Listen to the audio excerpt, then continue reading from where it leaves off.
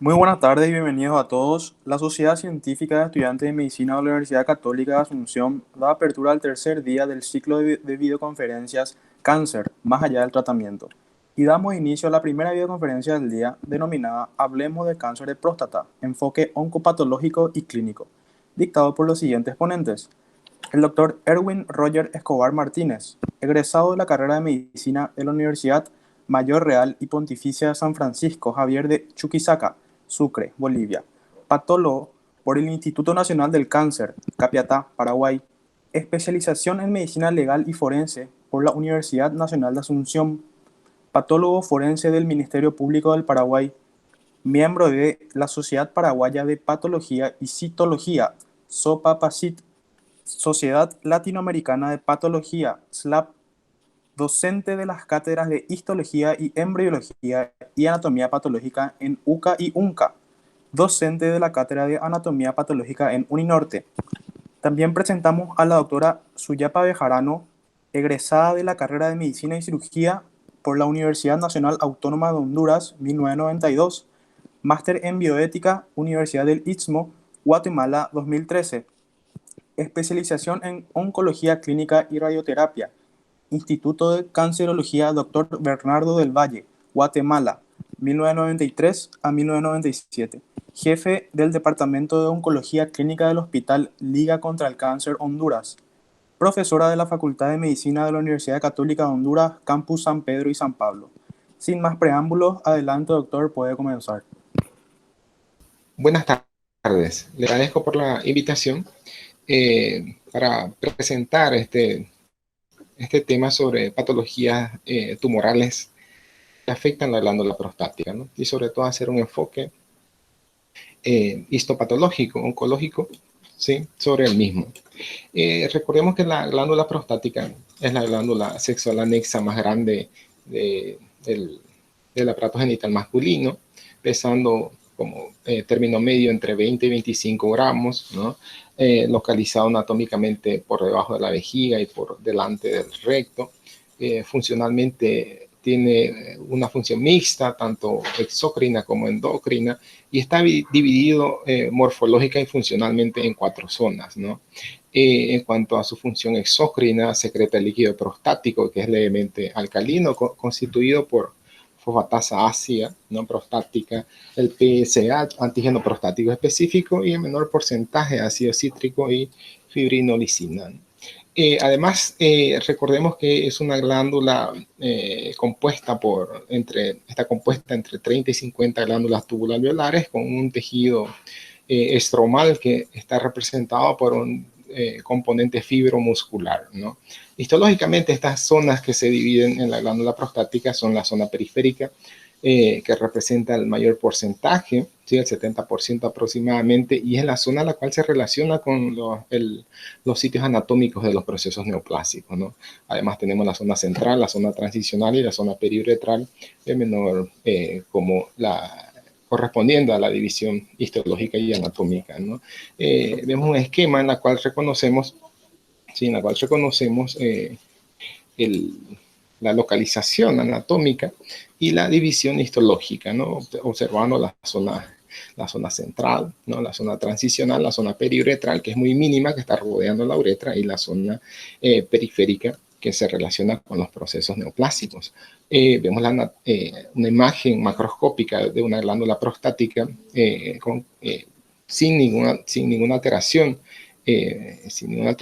una glándula prostática normal. Histológicamente vemos cómo está constituido por un componente glandular, vemos los alvéolos, ¿no? Numerosas glándulas formando parte o dando el aspecto de alvéolos, y un tejido eh, fibroconjuntivo y conteniendo células musculares entre el mismo. También vemos según la edad la presencia de estos cuerpos amiláceos, que es normal en la glándula prostática. Hablando específicamente de los procesos neoplásicos, de los tumores de próstata. Recordemos que es el tumor, estos tumores es la variante histológica más común en varones, ¿no? Y generalmente estos tumores se relacionan con una edad avanzada, ¿no? Aumenta la incidencia a partir de los 50 años y mientras tenemos más edad tenemos mayor frecuencia de presentar estos procesos neoplásicos. Es muy inusual, es muy raro de observarse en personas jóvenes y menores de 40 años, ¿no? Esta variante histológica se caracteriza porque se presenta en forma muy heterogénea, tanto clínica como biológica, ¿no? Existen lesiones que preceden a los tumores, que son las condiciones preneoplásicas que corresponden a las neoplasias intraepiteliales prostáticas, ¿no? Vamos a ver que esta variante histológica se presenta con más frecuencia en personas de color, ¿sí? Relacionada con personas de piel blanca, ¿no? Aunque estos tumores, ¿sí?, presentan una heterogeneidad habitualmente, se observa que están relacionados también con una estimulación hormonal, una relación hormonal androgénica, ¿sí? En muchos casos se identifica la ausencia o la no presencia de estos tumores en personas que no tienen esta estimulación hormonal androgénica, ¿no? Vemos un esquema en el cual observamos la incidencia a nivel mundial de los tumores de próstata. En este caso vemos un esquema sacado del último Globocan del 2018 y vemos cuáles son los países que tienen la mayor incidencia, ¿no? Estados Unidos, Europa, en Sudamérica tenemos a Brasil, en Sudáfrica, siendo los países con mayor incidencia en adenocarcinomas de próstata o tumores de próstata específicamente. Estos, en cuanto a los factores de riesgo, hablamos primero de los antecedentes familiares, ¿no? Es muy sabido, la incidencia es muy aumentada en personas que tienen familiares de primer grado con diagnóstico de tumores de la glándula prostática. Aumenta el riesgo 10 veces aproximadamente cuando una persona tiene estos antecedentes familiares de primer riesgo. También dentro de estos antecedentes hablamos de los factores genéticos, ¿no? Como todo proceso neoplásico siempre presenta alteraciones genéticas y dentro de los factores genéticos relacionados a los adenocarcinomas de próstata, sobre todo hablamos de una hipermetilación del promotor del gen glutatión transferasa, ¿sí?, el cual se observa en más del 90% de los tumores de próstata. También hablamos en estos factores genéticos, mutaciones del gen receptor androgénico. Ahora bien, asociado a esa mayor incidencia en personas de color, encontramos, ¿sí?, se observa repeticiones de la poliglutamina corta, ¿sí?, que esto sobre todo tiene mayor sensibilidad a los andrógenos y se observa esto en personas de color, ¿no? Personas de raza negra. Esta poliglutamina corta se observa exclusivamente, o sea, se observa con frecuencia, con alta frecuencia en personas de color, algo que ocurre en forma inversa, esas repeticiones de la poliglutamina en forma larga, se observa en personas de origen asiático, por eso que tienen una incidencia mucho menor, así como también en personas de origen latino, tienen esas repeticiones de la poliglutamina de forma más larga y por eso se observa una incidencia mucho menor comparando asociado a la raza, ¿no? Por eso hablamos de la raza con esta incidencia. En cuanto a la edad de presentación, ya describimos que mientras tenemos más edad, el riesgo aumenta, ¿no? Aproximadamente a los 80 años, entre 70 y 80 años, el riesgo está entre 40 y 50% de producir, de que una persona tenga un tumor en la glándula prostática, ¿no? Todos estos siempre están relacionados con estimulación hormonal, ¿no? De la testosterona, sobre todo relacionada con la degradación por la enzima 5-alfa reductasa que degrada en su principio activo, que es la dihidrotestosterona, ¿no? También se observa que existen influencias medioambientales asociadas a un mayor riesgo de originar un proceso tumoral en la glándula prostática, como ser el consumo de carnes rojas y grasas, ¿sí? Y grasas, en este caso, que están relacionadas con un aumento en la formación de aminas aromáticas heterocíclicas, los cuales se relacionan con este origen de los tumores. Así como también existen factores que disminuyen esta incidencia de tumores de próstata, como ser el consumo de licopenos. Esta sustancia sobre todo la consumimos en alimentos derivados del tomate, ¿no? También está demostrado que el consumo de selenio asociado a la vitamina E disminuye en forma muy considerable la incidencia de los tumores de próstata, ¿sí? Hablando en cuanto a los factores, en cuanto a la patogenia, ¿sí?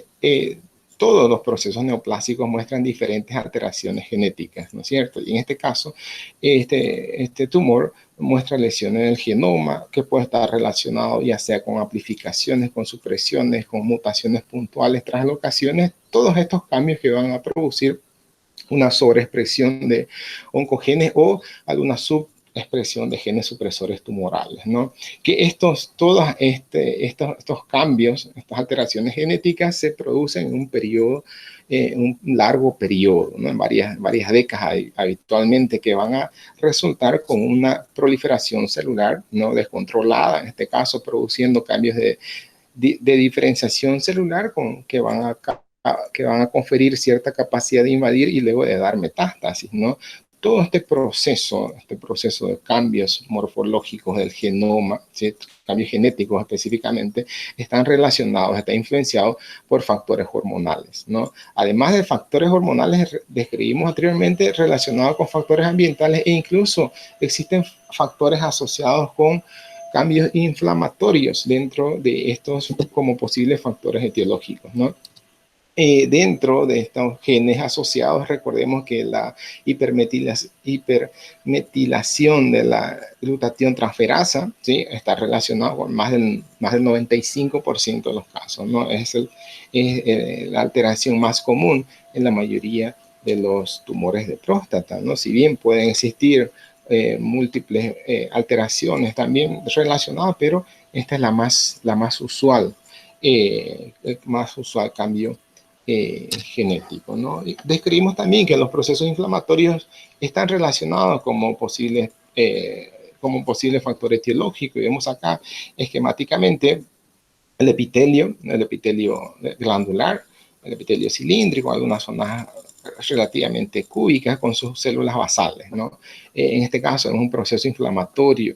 La liberación de los mediadores químicos de la inflamación van a relacionarse con una disminución del tamaño y de la cantidad de las glándulas, lo cual va a producir una atrofia, ¿sí? Una atrofia secundaria a un proceso inflamatorio, y sobre esa atrofia se puede originar, en este caso va a sufrir secundariamente cambios de displasia, lo que es un cambio preneoplásico, que es la neoplasia intraepitelial prostática, que puede ser leve, moderado, severa, y progresar así hacia un adenocarcinoma infiltrante.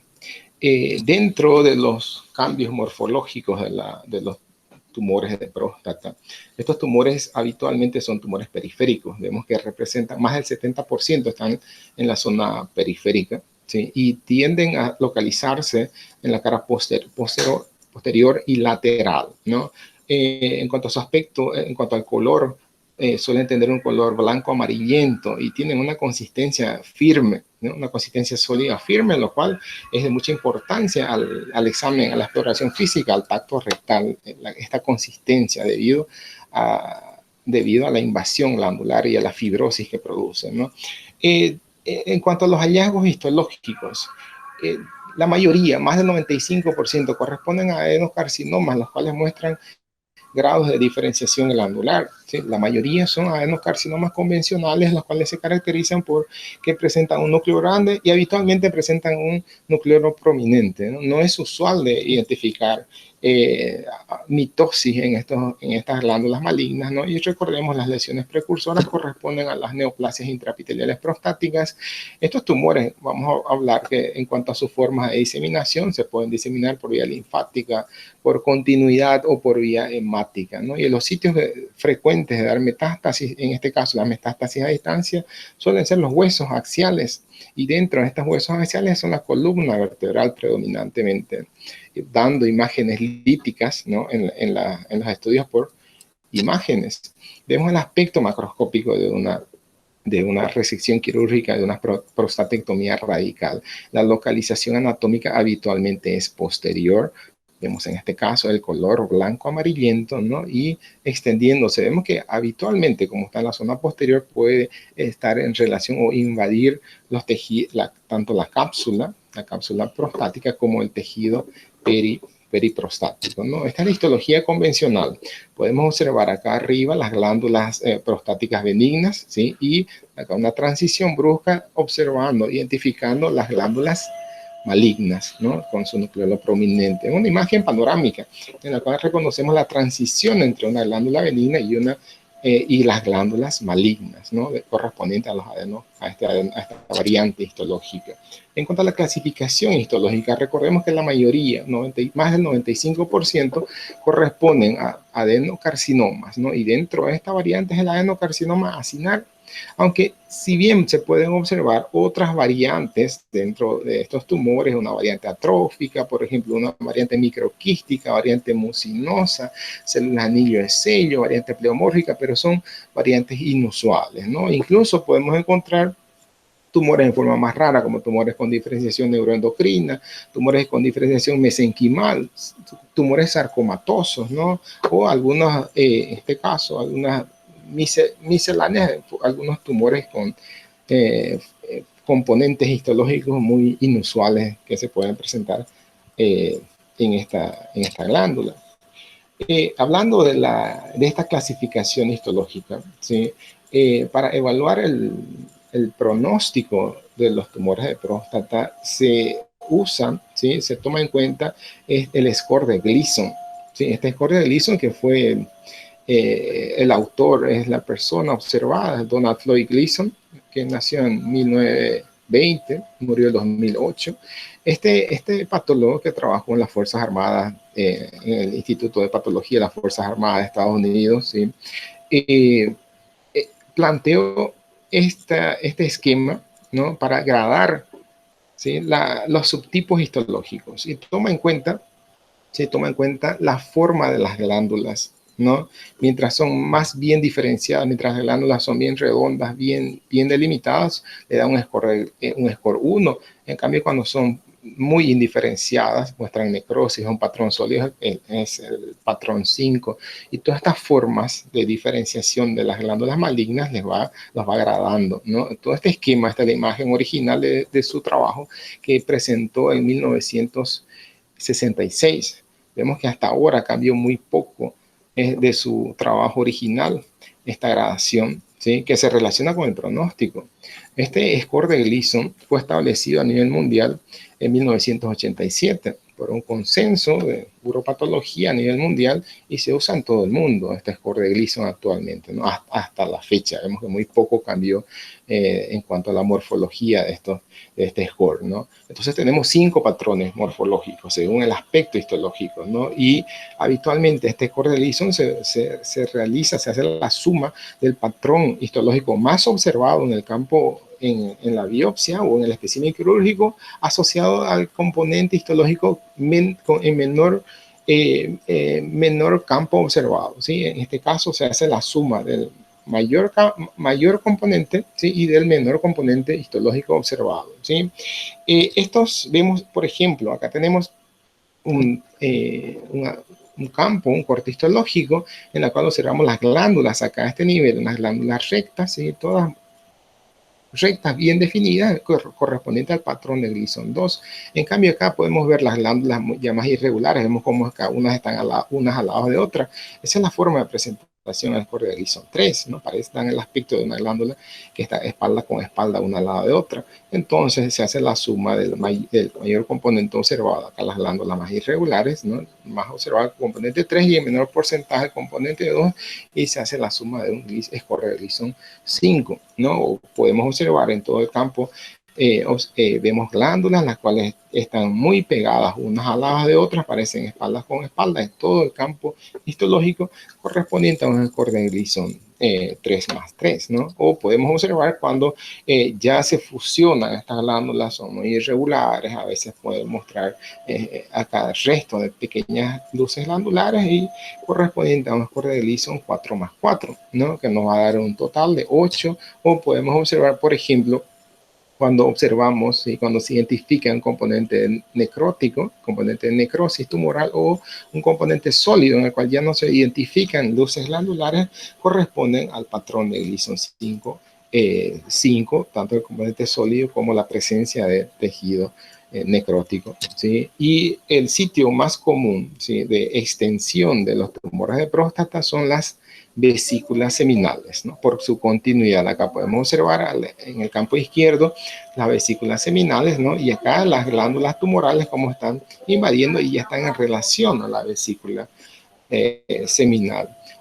Histológicamente, estos tumores también frecuentemente se caracterizan porque invaden los nervios, ¿no? Y vemos a este nivel un nervio, ¿sí?, con la presencia de glándulas que están invadiendo. O sea, observamos invasión perineural como un hallazgo histológico frecuente de observar en estas variantes histológica tumoral, ¿no?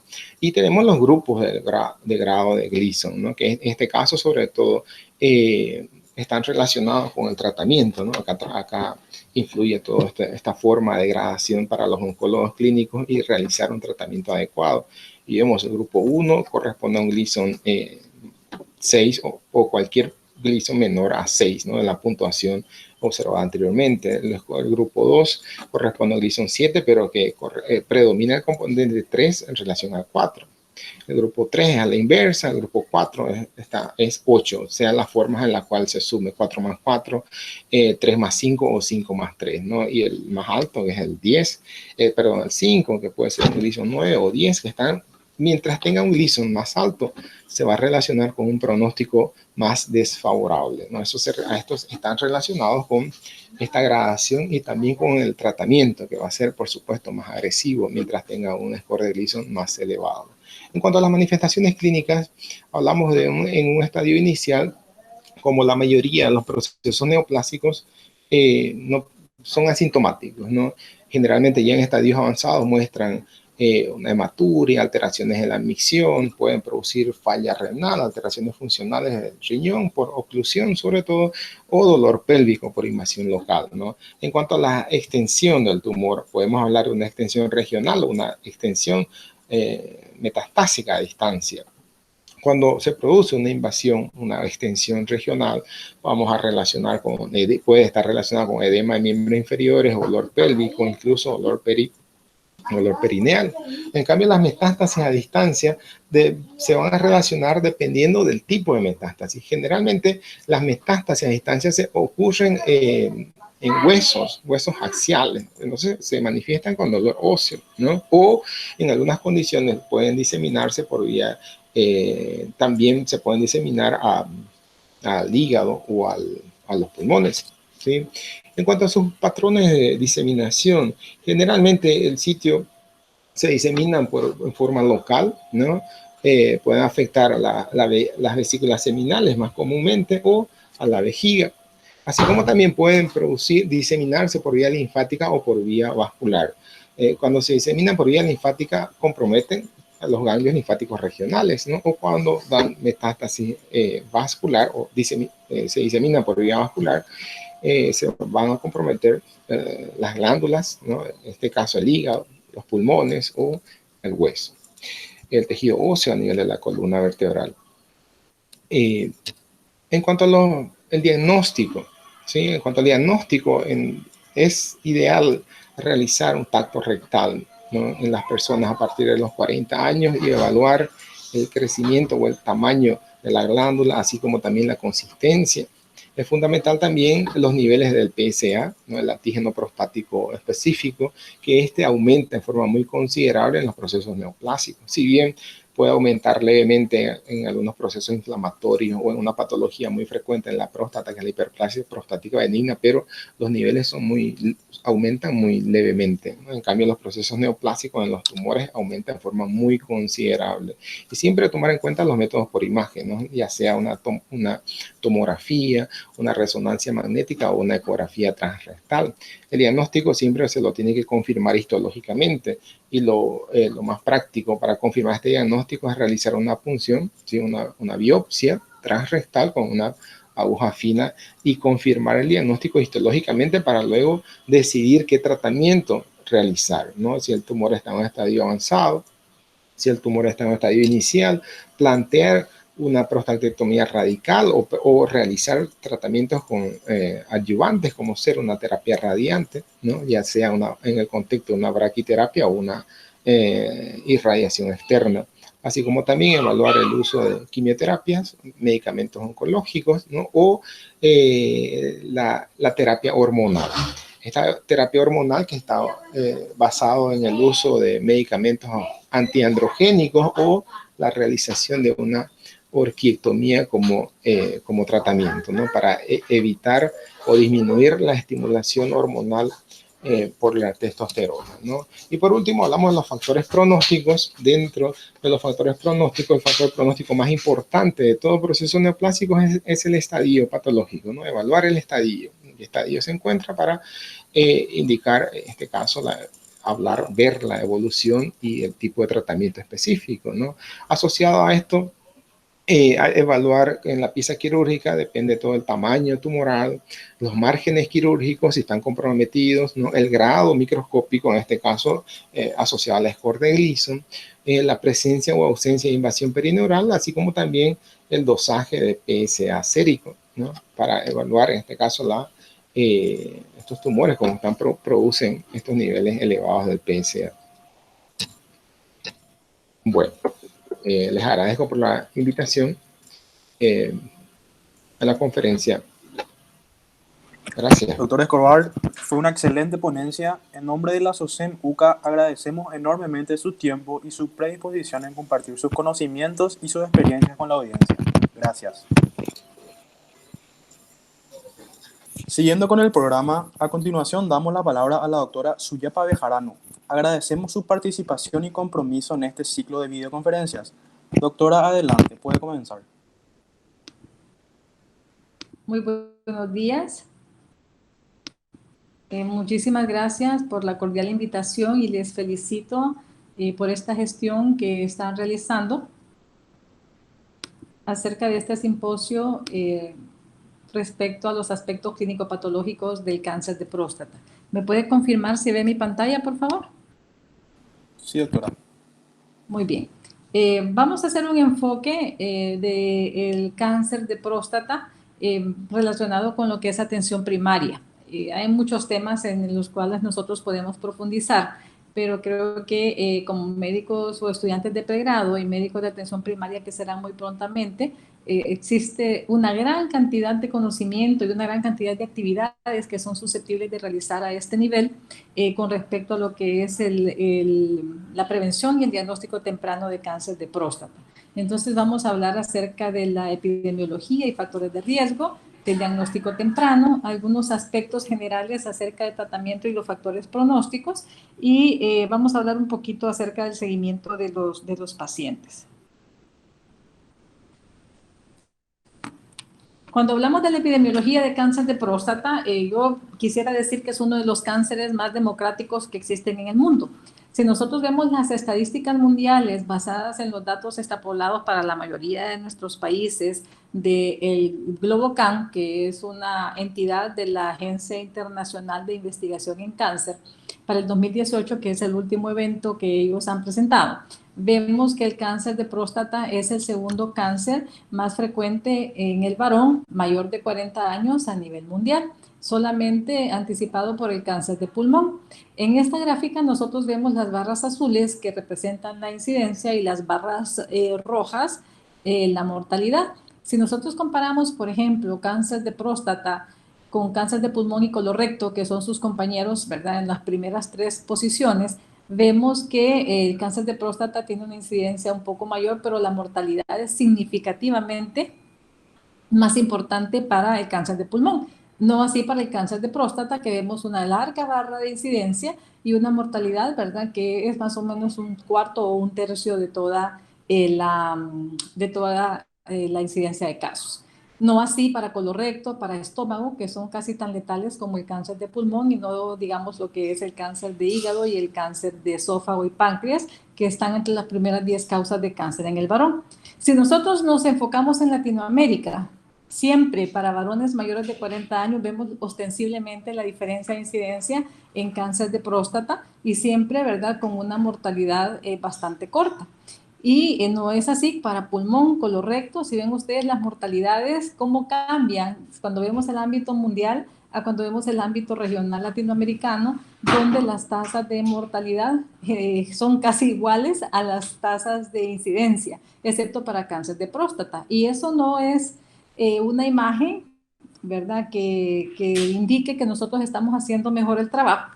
Si nosotros comparamos las tasas de Paraguay y Honduras, por ejemplo, que se parecen muchísimo, entonces estamos viendo que para nosotros, excepto para el cáncer de próstata, para casi todos los cánceres en el varón, la mortalidad casi igual a la incidencia. Y eso, cuando me refería a que es un cáncer democrático, me refiero a que la incidencia es similar en la mayoría de ámbitos a nivel mundial, a nivel latinoamericano, y si comparamos las tasas de Paraguay y Honduras. Sin embargo, si comparamos nuestros dos países, nosotros vamos a ver que las tasas de mortalidad para todos los cánceres son elevadas. Y eso simplemente es el reflejo de la inequidad en cuanto a la atención de servicios de salud, la desigualdad en cuanto al acceso a los servicios oncológicos y a la falta de tecnología y tratamientos apropiados para el cáncer, que no son exclusivos de cáncer de próstata, sino para la mayoría de los cánceres. Si nosotros nos adelantamos y hablamos un poco acerca de cuáles son los factores de riesgo para el cáncer de próstata, realmente mucha de la información que ustedes van a ver en las fuentes de información que son validadas hablan de una gran área gris.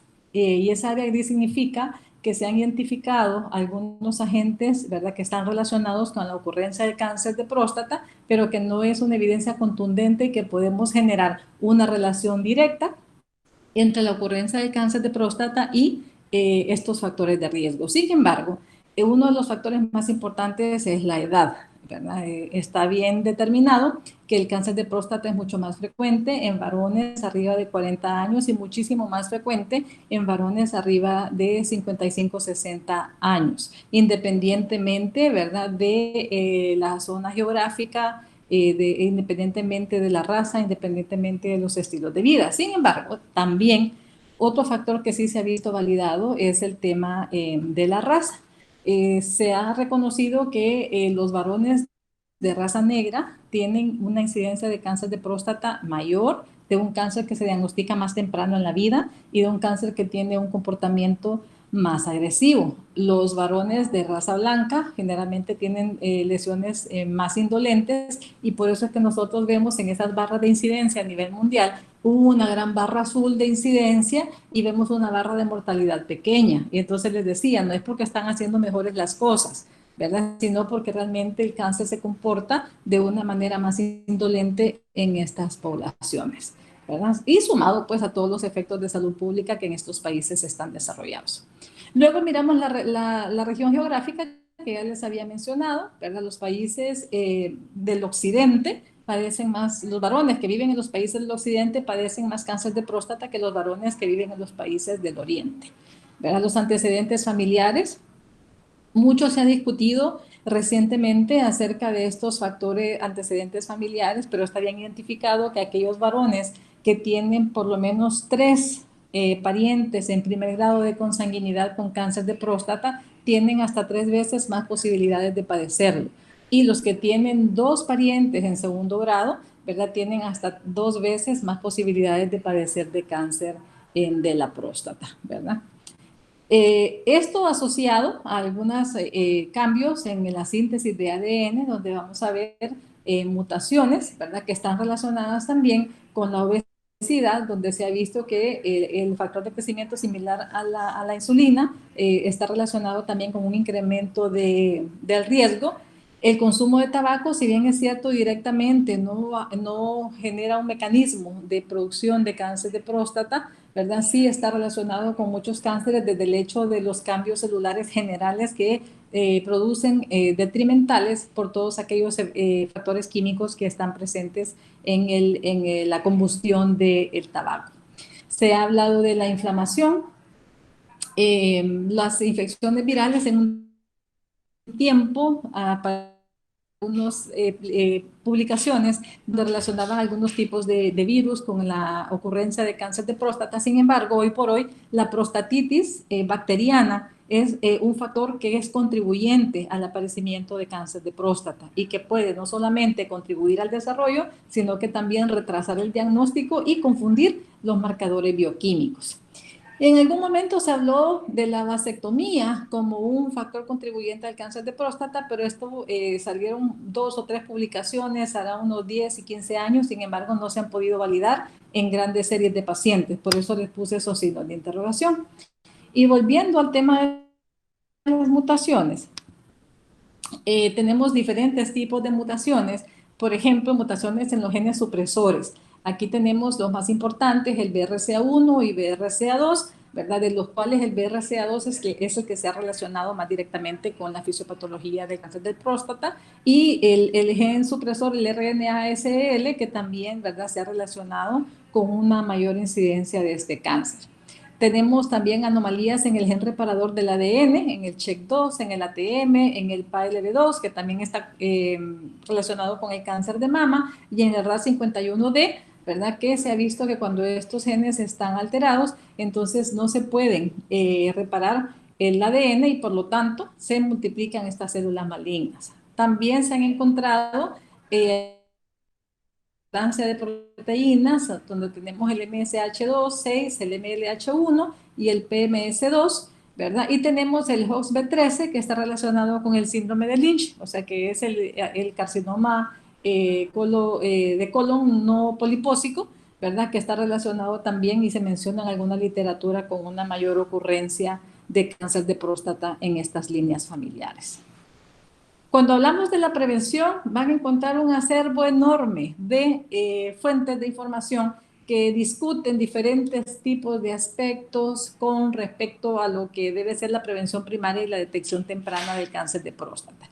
Relacionado a lo que acabo de mencionar de los factores de riesgo, el estilo de vida saludable, el control de peso, se ha visto que las personas tienen un 20% más de mortalidad cuando tienen 5 kilogramos por metro cuadrado por arriba de su índice de masa corporal normal.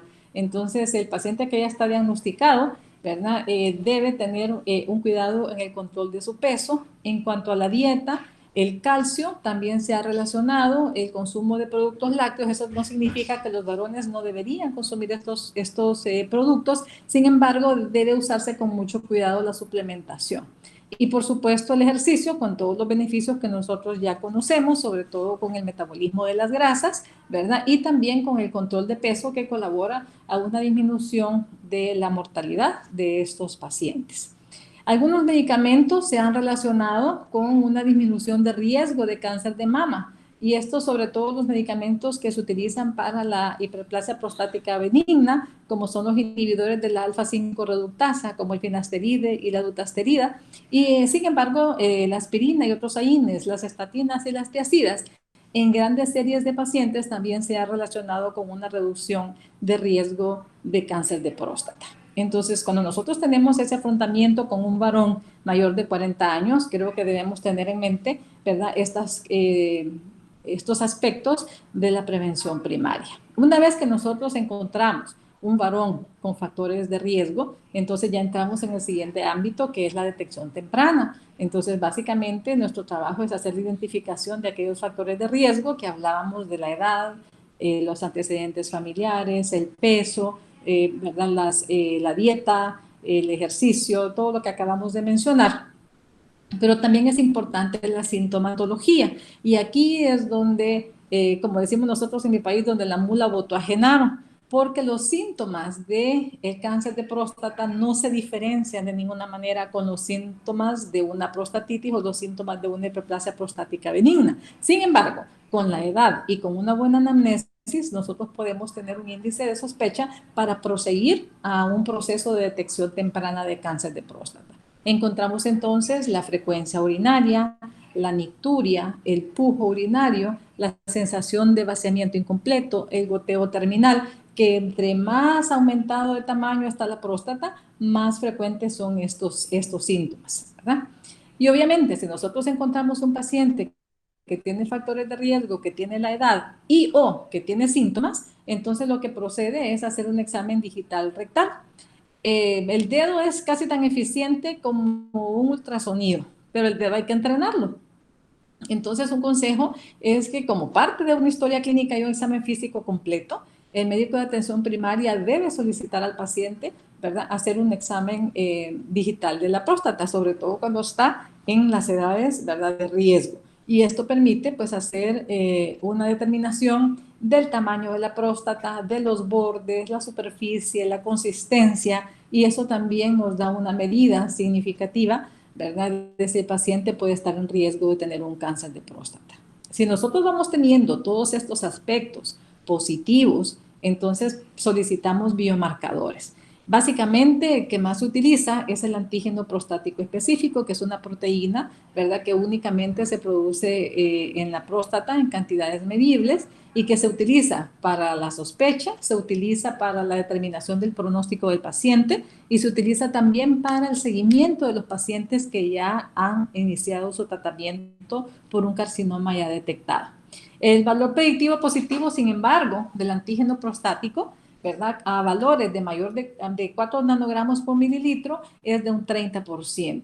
Entonces, si ustedes pueden ver, a pesar de que es un estudio que se pide enormemente y que se le ha encontrado una importante utilidad, no es una prueba perfecta. ¿Por qué razón? Porque también se eleva en otras condiciones que vamos a ver más adelante. A raíz de esto, entonces aparece el antígeno de cáncer de próstata 3 o PSA3, que tiene varias ventajas, sin embargo todavía no aparece en las guías internacionales como un estudio validado, a pesar de que ya fue aprobado por varias agencias para el uso en la detección temprana del cáncer de próstata. Y este ha demostrado tener un valor predictivo positivo mayor de 60, cuando tiene un valor mayor de 60, un valor predictivo positivo hasta el 88%, porque no se confunde con otras patologías o no hay otras patologías que lo eleven como ocurre con el antígeno prostático específico. Algunas publicaciones incluso mencionan el uso de la prueba refleja, es decir, el uso tanto del antígeno prostático específico como el PSA3 juntos para incrementar la sensibilidad, ¿verdad?, de estas pruebas y reducir el número de pacientes a los cuales son referidos para una biopsia prostática.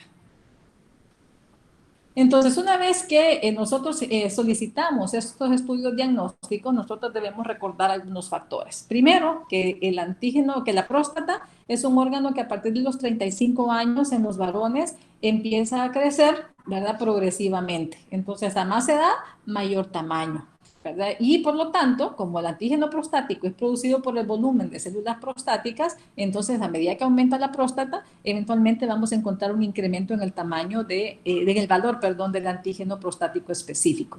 De tal suerte que en los varones entre los 40 y 49 años, se esperan valores que anden menores de 2.5 nanogramos por mililitro, entre los 50 y 59, 3 a 5, entre los 60 y 69, 4 a 5, pero entonces aquí es donde empezamos en el nadir y entre los 70 y 79 mayor de 6.5 nanogramos por mililitro.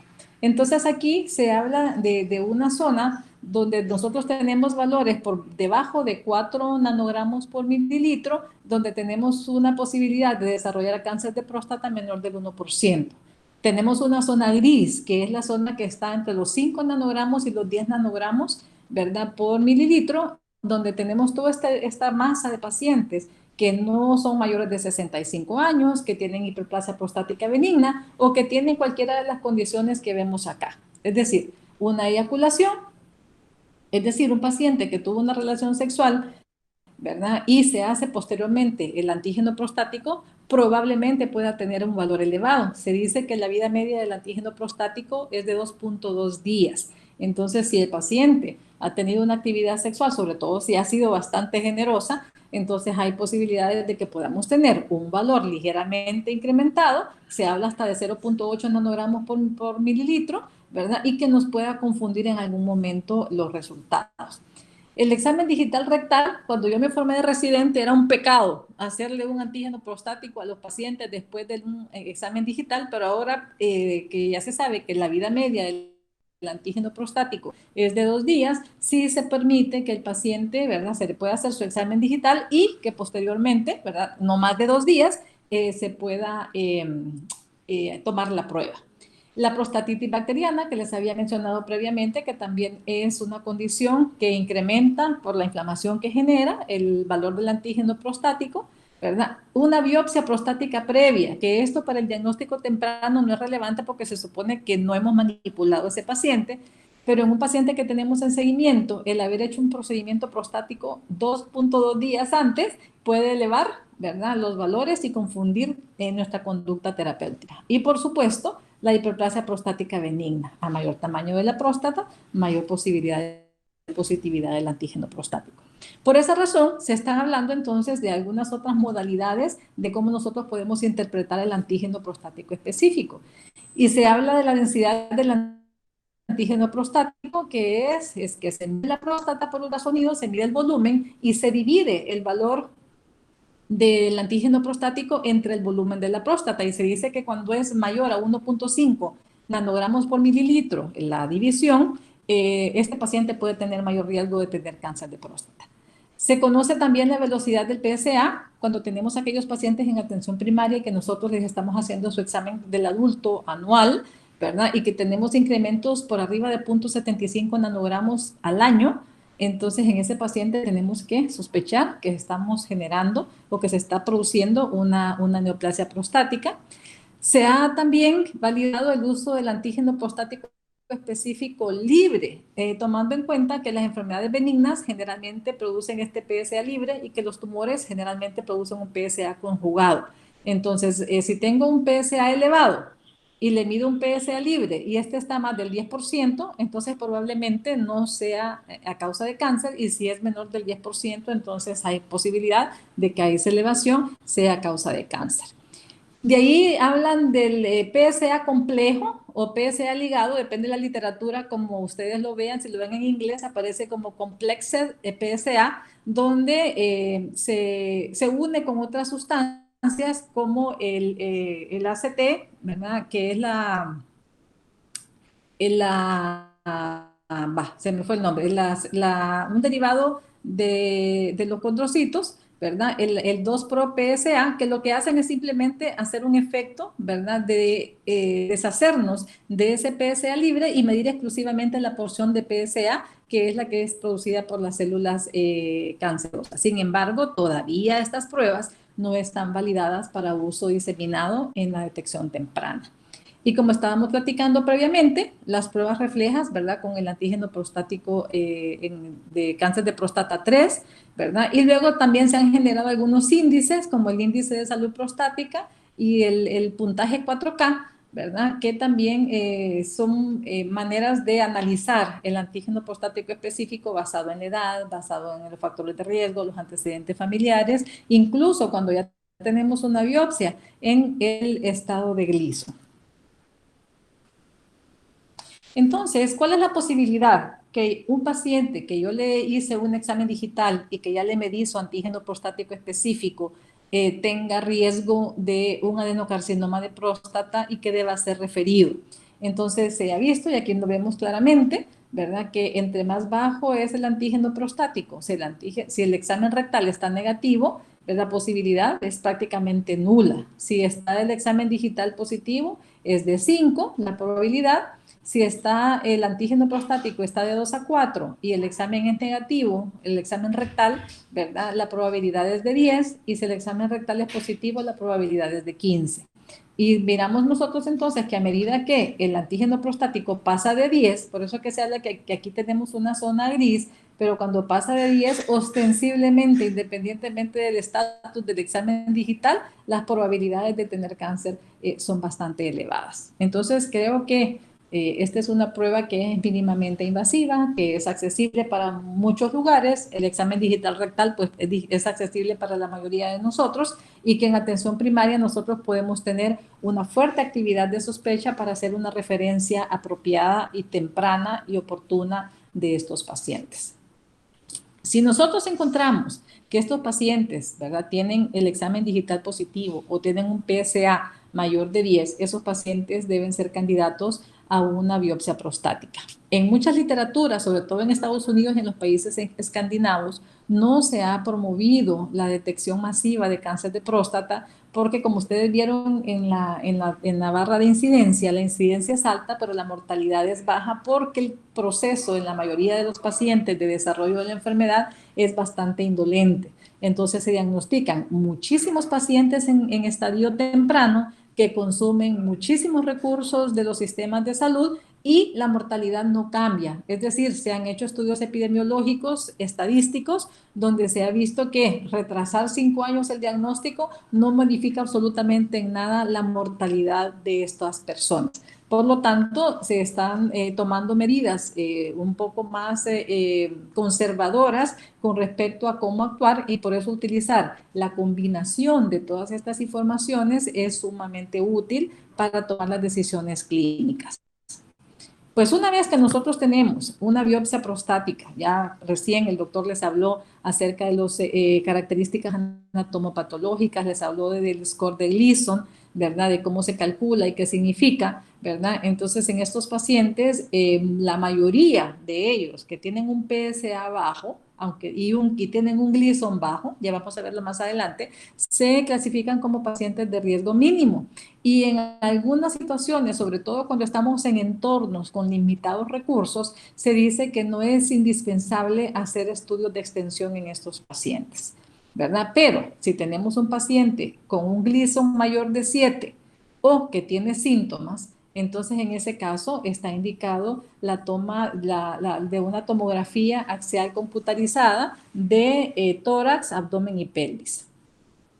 Si tengo un paciente con una enfermedad mínima que es candidato a cirugía, pero que tiene factores de mal pronóstico, como antecedentes familiares o un PSA elevado o un Gleason elevado, y yo necesito una de mayor definición de los tejidos prostáticos, en ese caso específico está indicado el uso de la resonancia magnética porque da una mayor definición. Aquí ven ustedes una comparación de una tomografía donde podemos ver, ¿verdad?, la lesión prostática, ¿verdad? Que ahí se ve bien cercanita con el piso de la vejiga, pero no vemos mayor cosa, solo vemos ahí un área gris. Sin embargo, aquí al lado derecho tenemos una resonancia magnética y nosotros podemos ver con detalle, ¿verdad?, los paquetes vasculonerviosos, podemos ver las vesículas seminales y podemos ver incluso las nodulaciones internas.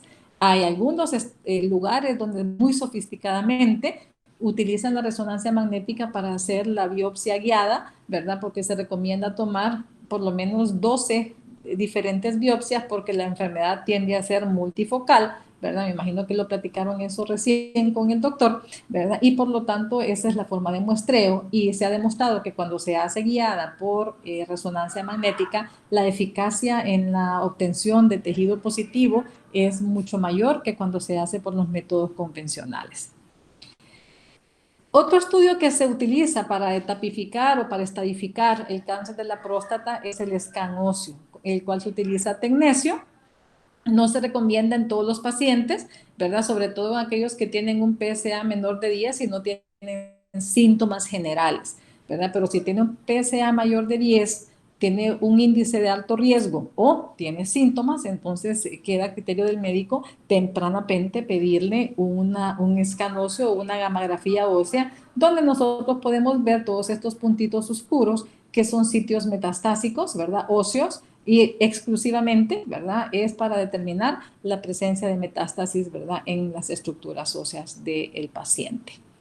Y pues ahora tenemos el PET-SCAN, ¿verdad?, que tenemos diferentes tipos de trazadores, ¿verdad? Tenemos incluso formas híbridas, como tenemos el PET-CT, es decir, tomografía junto con la tomografía por emisión de positrones, y la tenemos también ahora con resonancia magnética. Podemos hacer una fusión de esas imágenes y podemos tener una mayor definición, como podemos ver aquí abajo, ¿verdad? Vemos los puntitos calientes. Estos estudios todavía tampoco están indicados de uso generalizado en las guías de manejo, ¿verdad? Y se utiliza flúor con glucosa, ¿verdad? O se utiliza el antígeno de superficie prostático, ¿verdad?, que es específico para cáncer de próstata, ¿verdad? Y hoy por hoy estará sugerido para aquellos pacientes que clínicamente se ven que pueden ser operables, pero que tienen tumores de alto riesgo para garantizar de que realmente no hay invasión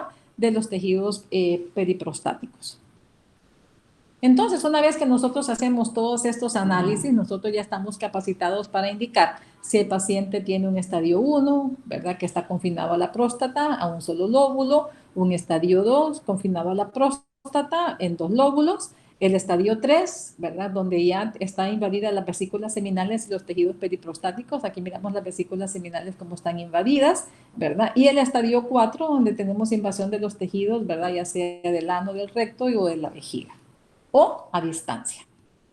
Entonces aquí miramos cómo para hacer la clasificación no solamente utilizamos el tamaño tumoral, ¿verdad? Creo que es lo que les acabo de mencionar, sino que también utilizamos la presencia de metástasis, el valor del antígeno prostático y la escala de Gleason. Y de esa manera nosotros podemos decidir si ese paciente tiene un factor de riesgo mínimo, de riesgo bajo, riesgo intermedio o riesgo alto. Y en base a ese riesgo es que nosotros decidimos, ¿verdad?, cuál es el tratamiento más apropiado que vamos a dar al paciente. El tratamiento universal que nosotros hacemos es el bloqueo hormonal completo, porque ya es de todos entendido que la próstata permanentemente está recibiendo estímulos y está produciendo testosterona, ¿verdad? Y tenemos medicamentos para hacer bloqueos hormonales de primera línea y tenemos bloqueos hormonales de segunda línea para pacientes que fallan. Y luego tenemos tratamientos para los pacientes que ya no responden a la castración, ya sea quirúrgica o ya sea química. Luego tenemos la cirugía radical, que está indicada para aquellos pacientes con enfermedad localmente avanzada, y en pacientes que tienen enfermedad localmente avanzada también se utiliza la braquiterapia. Sin embargo, no hay equipos en muchos centros para que nosotros podamos utilizar este tipo de tratamientos, y utilizamos la teleterapia para aquellos casos localmente avanzados. Cuando tenemos enfermedad metastásica o recurrente o recidivante, entonces en esos casos ya utilizamos tratamiento sistémico, donde podemos utilizar quimioterapia, terapias biológicas o terapias inmunológicas. Aquí hay una gran discusión porque es un terreno donde todo el mundo quiere ir a plantar. Entonces, la próstata le pertenece al urólogo, le pertenece al cirujano general o le pertenece al cirujano oncólogo. Generalmente quien recibe el paciente primero es el que define el pronóstico del mismo. Entonces, para recapitular, estas son unas de las guías que la mayoría de nosotros usamos, unos lo confesamos y otros no. Son las guías de la Red Comprensiva Nacional de Cáncer de los Estados Unidos, que son muy prestigiosas, están muy basadas en la evidencia y están actualizadas constantemente, ¿verdad? Donde está lo que yo les acabo de decir: diagnóstico inicial, tacto rectal, PSA, ¿verdad? Estado de Gleason, historia familiar.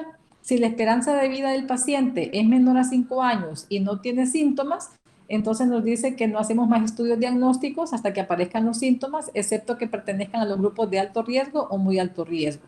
Si la esperanza de vida es mayor a 5 años o tiene síntomas, entonces hacemos los estudios de diagnóstico que ya estábamos hablando. Y entonces, con todo esta información, nosotros clasificamos al paciente dentro de estos grupos de riesgo muy bajo, con un Gleason menor de 6, con un tumor T1C, con un PSA menor de 10, ¿verdad? Y con menos de 3 muestras positivas en la biopsia prostática. Por eso es importante que el urólogo comprenda que tiene que hacer un muestreo sistemático de la próstata. Si no, nosotros como clínicos no podemos hacer un tratamiento que vaya de acuerdo al riesgo particular del paciente, porque no lo podemos determinar. El paciente de riesgo bajo es aquel que tiene un Gleason menor de 6, ¿verdad? Y un PSA menor de 10. El de riesgo intermedio es aquel paciente con un tumor T2, con una puntuación de Gleason de 7, pero que sea 3 más 4, con un grupo de grado de Gleason 2, ¿verdad? 3 más 4 o 4 más 3, que ya el doctor les explicó qué significa el tema del estroma y lo de las glándulas, y el grupo de grado de Gleason con PSA de 10 a 20. Los de grupo alto, los de riesgo alto, son aquellos que tienen un tumor T3A, que ya invade las vesículas seminales, con una puntuación de Gleason de 8, ¿verdad? Y con un PSA mayor de 20. Y los pacientes con tumores localmente avanzados son aquellos pacientes con tumores T3B o T4, ¿verdad? Con un patrón primario de Gleason de 5 más, ¿verdad? Más de 4 muestras con una puntuación de Gleason entre 8 a 10, ¿verdad? Independientemente del valor del PSA o los pacientes con enfermedad metastásica.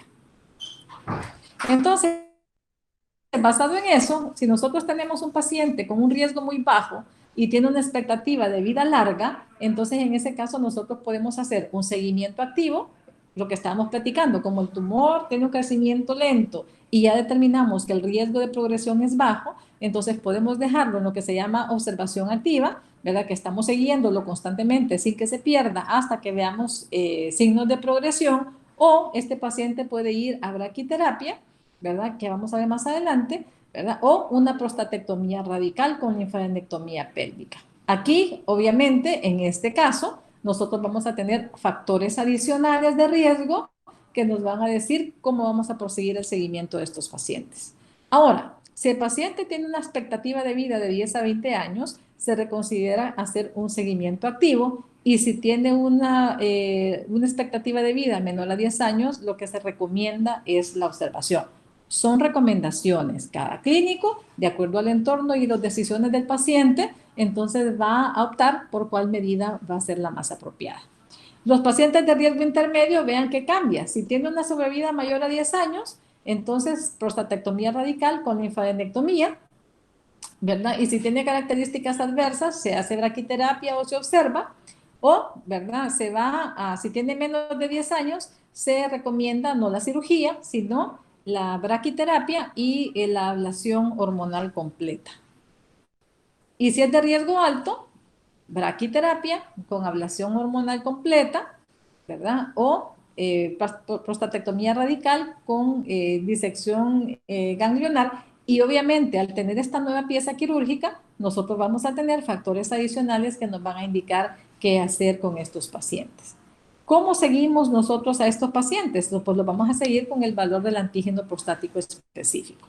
Entonces ya habíamos hablado que en los pacientes con enfermedad avanzada, ¿verdad? T3, nosotros hacemos radioterapia a la pelvis, donde cubrimos la próstata y los nódulos ilíacos y periprostáticos, ¿verdad? Que se encuentran en riesgo de infiltración.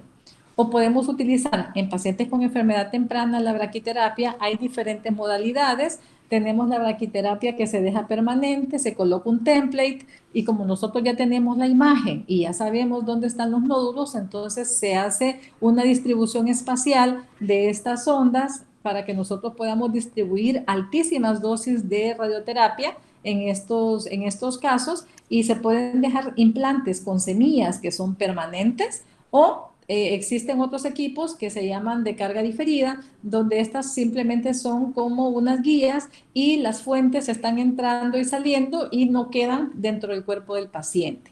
Entonces son diferentes tipos de modalidades, ¿verdad?, que se utilizan para pacientes muy seleccionados. Y luego, pues, tenemos los pacientes que fallan al tratamiento quirúrgico, que fallan al tratamiento, a la castración, o que fallan al tratamiento con radioterapia. Usualmente nosotros miramos una progresión que es bioquímica, es decir, muchas veces el paciente no tiene síntomas, pero miramos que la velocidad del PSA, ¿verdad?, es persistente, y eso nos indica que nosotros debemos regresar y hacer nuevos estudios de extensión en este paciente. Si nosotros determinamos que el paciente tiene una enfermedad metastásica, entonces ahora esto sí ha cambiado en los últimos años. Ahora se recomienda hacer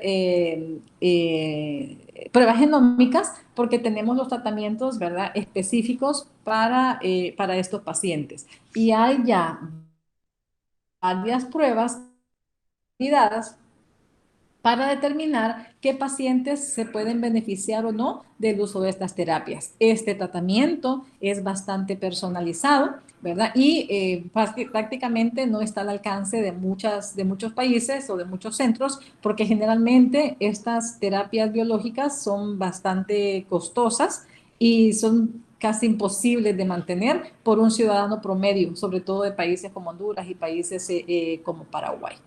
Entonces, si nosotros vemos el entorno general de los pacientes con cáncer de próstata, es muy importante hacer ese análisis de aquel paciente que está entrando en riesgo por la edad.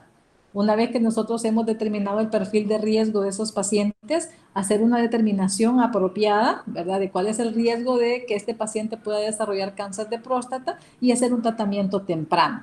¿Por qué razón? Porque nosotros somos países con recursos limitados y cuando nosotros encontramos un paciente con una enfermedad localmente avanzada, no solamente el pronóstico de vida se mejora, sino también, ¿verdad?, se mejora el gasto que se invierte para el control de la enfermedad.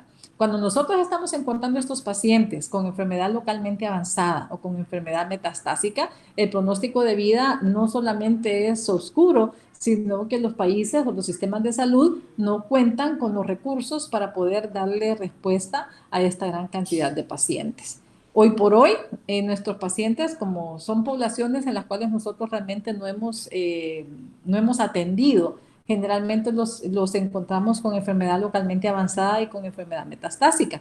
Por eso debemos ser muy críticos en la manera como nosotros interpretamos y cómo utilizamos las guías internacionales. Si ustedes ven las guías de Suecia, las guías de Finlandia, las guías de Reino Unido, las guías de Estados Unidos, dicen que no hay que tamizar los pacientes por cáncer de próstata porque hay un exceso de pacientes con neoplasias intraepiteliales prostáticas o con tumores localmente avanzados que no va a pasar nada si nosotros los detectamos 5 años después. Pero el problema es que en nuestras poblaciones, como no hemos detectado a ninguno, entonces estamos encontrando estos pacientes en enfermedad avanzada.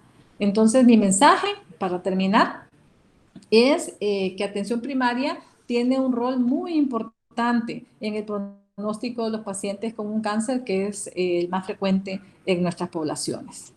Muchísimas gracias. Estoy a sus órdenes.